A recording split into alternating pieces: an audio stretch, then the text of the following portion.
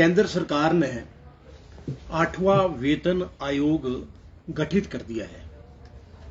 कर्मचारियों और पेंशनरों को राहत देने के लिए केंद्र सरकार ने 8वां वेतन आयोग लागू करने का फैसला किया है। और आप देखिए कि हिमाचल प्रदेश में तो 7वां वेतन आयोग ही लागू नहीं हुआ, वो भी सिर्फ पूर्व मुख्यमंत्री जयराम ठाकुर ने जो है वेतन आयोग लागू करने का फैसला लिया था, जिसके तहत जो है जयराम ठाकुर ने प्रदेश के कर्मचारियों और पेंशनरों को 50-50 हजार रुपए जो है वो एरियर का दिया था। उसके बाद सुखविंदर सुक्खू की सरकार आई। 2 सालों में प्रदेश के कर्मचारियों को और पेंशनरों को एरियर का एक भी पैसा नहीं मिला। और इसके अलावा आप देखिए 11,000 करोड़ सरकार ने एरियर का देना है। और उसके अलावा आप देखिए जो मेडिकल रिवर्समेंट है, प्रदेश के जो पेंशनरों को, जो 1,90,000 पेंशनर हैं, इनको जो है 90 करोड़ रुपए देना है।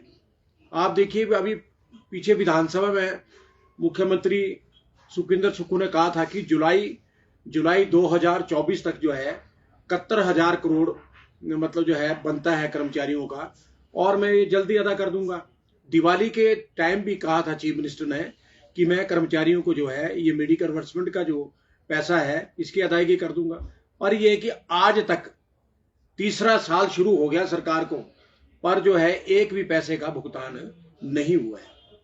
इसके अलावा आप देखिए कि जो अंतरिम डीए इंस्टॉलमेंट, आप देखिए डीए इंस्टॉलमेंट का भी है कि 11% जो है आज भी ड्यू है। और पिछला जो है 49 मंथ का जो एरियर है डीए का, वो भी 6-7 करोड़ रुपए देने को है। तो मैं ये कह रहा हूं कि सरकार ने इन 2 वर्षों के दौरान जो है जो 34,000 करोड़ कर्जा लिया, वो डाला कहां? कर्मचारी और पेंशनरों को तो मिला नहीं। और वो पैसा गया कहां? पैसा किधर गया? वो पैसा कर्जा लिया सरकार ने और कर्मचारियों को मिला नहीं है। तो इसलिए ऐसा है कि अब जो है प्रदेश के भीतर कर्मचारी और पेंशन जो है अब ज्यादा इंतजार नहीं कर सकते, क्योंकि आप ये देखिए कि प्रदेश के अंदर जो स्वास्थ्य सेवाएं हैं वो चरमरा गई है। आपके सामने है, सारा प्रेस के सामने है, प्रदेश की जनता के सामने है। आप इस बात को देखो कि जो स्वास्थ्य सेवाओं का जो पैसा केंद्र सरकार देती है उसका भी मिसयूज कर दिया। और हॉस्पिटलों में हिम केयर बंद है और दवाइयां नहीं मिल रही है। प्रदेश के भीतर जो है लोग मर रहे हैं बिना मतलब आप बताइए, जब इलाज ही नहीं होना। अभी आपने रिसेंटली आपने देखा होगा कि 3 दिसंबर को जो है देवराज जो शर्मा है उनकी डेथ हो गई। हद हो गई कि हॉस्पिटल के अंदर जो है इंजेक्शन भी नहीं है, दवाइयां भी नहीं है, हिमकेयर का पैसा भी नहीं है, और वो बेचारा तड़फ तड़फ के मर गया। तो आप इस बात को देखिए कि मैं तो स्वास्थ्य मंत्री धनीराम शांडिल अपनी ऐशप्रस्ती में है, उसको कोई फिक्र ही नहीं है प्रदेश की कि पूरे प्रदेश के मैं जो हॉस्पिटलों की आपको बात बता रहा हूं, आज हालात ऐसी है। तो इससे तो सुखविंदर सुक्खू त्याग पत्र लो। इससे ये हो क्या रहा है आपकी सरकार में? ये लोग मर रहे हैं और आप ऐश कर रहे हैं, ऐश से घूम रहे हैं पूरे प्रदेश में। 50-50, 60-60 लाख की फॉर्च्यून गाड़ी आपने ली और ऐश कर रहे हैं आप। पेट्रोल पानी की तरह जो है बहाया जा रहा है। कोई कमी किसी चीज की नहीं, अपने लिए कोई कमी किसी चीज के लिए नहीं है। मंत्री है चाहे मुख्यमंत्री है, अपने लिए ये रिवर्समेंट भी ले रहे हैं, पैसा भी ले रहे हैं रिवर्समेंट का, परंतु प्रदेश के लोगों को जो है पेंशनरों को मतलब जो है प्रतिबंध लगा दिया गया है कि अब हमारे पास है कुछ नहीं है। अरे तो अगर कुछ नहीं है भाई तो छड़ दो सरकार। और मैंने तो अभी माननीय गृह मंत्री को भी एक मेमोरेंडम बनाया है, वो मैं 26 तारीख के बाद जो हूं दिल्ली जा रहा हूं, और मैं मांग करूंगा कि सरकार को डिसमिस किया जाए और यहां राष्ट्रपति शासन लगाया जाए। क्योंकि जब ये प्रदेश की जनता के लिए कुछ कर ही नहीं सकते, आप बताइए तो काय को सरकार में चिपके हुए हैं ये। और हालात इस कदर खराब है कि इनके तनख्वाह देने के लिए पैसा नहीं है, पेंशनरों को पेंशन देने के लिए पैसा नहीं है। हालात इतनी बदतर हो गई है, मैं पहली सरकार देखी है डॉक्टर परमार से लेकर आज तक, ये पहली ऐसी सरकार है कि जो नाकाम हुई है। सुक्खू कहता था व्यवस्था परिवर्तन, बेड़ा गर्क कर दिया व्यवस्था परिवर्तन के नाम से, और लोग घेर रहे हैं। देखिए अभी कांगड़ा में देखो आपने कैसे एक नौजवान बेरोजगार ने मुख्यमंत्री का काफिला रोक दिया। मैं तो आज प्रदेश के जो नौजवान है 12 लाख, उनसे अपील करता हूं कि ऐसे घेरो मुख्यमंत्री को, ऐसे पकड़ो मुख्यमंत्री को। अब हम भी पकड़ेंगे, हमने भी तय कर लिया, जो पेंशनर है हमने भी तय कर लिया कि हम सड़कों में क्या, हम तो मुख्यमंत्री को सचिवालय में घेरेंगे। मार्च में हमने भी प्लान बना लिया है, मुख्यमंत्री को अंदर ही रखेंगे, बाहर नहीं आने देंगे। और आप बताइए कि हमारी प्रदेश की जो पुलिस है वो भी हमारा साथ देगी, क्योंकि इसके साथ भी जो है बड़ा जो अन्याय किया है पुलिस वालों के साथ। इनका जो है 500 रुपए काट दिए, देखो आप बताइए, और जबरदस्ती काट दिए, क्योंकि इनको पता पुलिस तो बेचारे कोई आंदोलन कर नहीं सकती है। तो मेरा कहने का तो मतलब एक बात है सुखविंदर सुक्खू जी, आप देखिए जो देवराज शर्मा की जो डेथ हुई है, इस पर 20 दिन हो गए, सरकार ने कोई इस पे कमेंट नहीं किया, सिर्फ ये कह रहे नहीं जी सब व्यवस्था ठीक है, चला हुआ सारा। मर रहे हैं लोग, आप देखिए पेंशनर भी हमारे कितने प्रदेश में हजारों पेंशनर जो है बिना इलाज के मर गए हैं, और इलाज नहीं हो पा रहा है। पैसा आप बताइए 2 सालों में कोई केमिस्ट कौन किसको उधार देगा, कोई नहीं उधार देगा। तो इसलिए हालत इतनी बदतर आज हो गई है कि मतलब जो है लोग बड़े परेशान हैं। परेशानी इस बात की है। इसके अलावा आप देखिए कि मुख्यमंत्री सुखविंदर सिंह सुक्खू जो है ये कहते हैं कि जयराम ने तो अपने 5 साल में कुछ किया ही नहीं है, उसने तो कुछ किसी को दिया ही कुछ नहीं है। मैं तो ये कहना चाहता हूं कि जयराम बहुत बेस्ट चीफ मिनिस्टर रहा, कोविड का 2 साल का रहा, कोविड के ड्यूरिंग दी कोविड जो है आप देखिए कि उस टाइम जो है उस हालात इतने खराब थे कि मतलब जो उस टाइम भी जयराम ठाकुर ने कर्मचारियों को वेतन भी दिया, पेंशन भी दी, और इसके अलावा जो है डीए इंस्टॉलमेंट वो भी दी।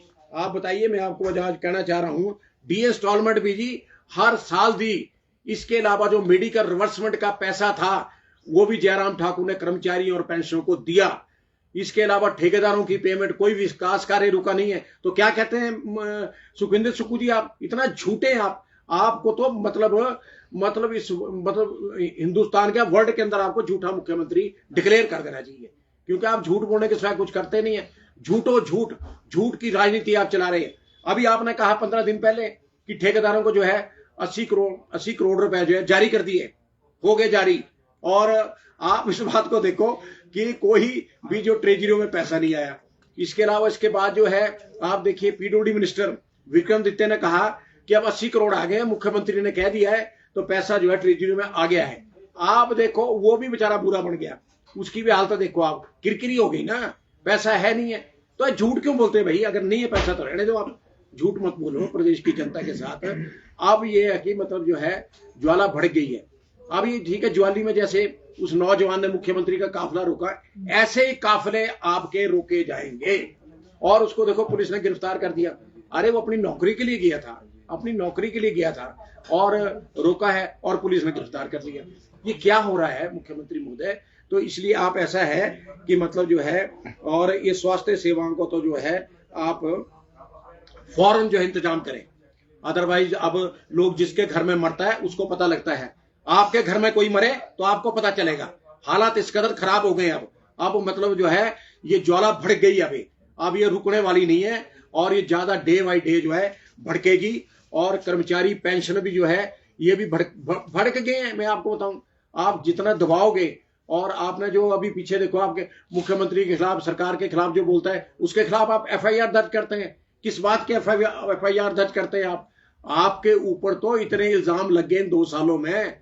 और आप देखिए जो कांगड़ा कोऑपरेटिव बैंक का जो 20 करोड़ का घोटाला है, आप बताइए उस इंसान ने, जो भैंस है, उसने, आप बताइए क्या, मैं आपको कहता हूं कि हम होते तो मेरा भैया हम सत्ता छोड़ के चले जाते, परंतु आपके जो लोग हैं 50-50 लाख की रिश्वत खा रहे हैं, उसने शरेआम इल्जाम लगाए।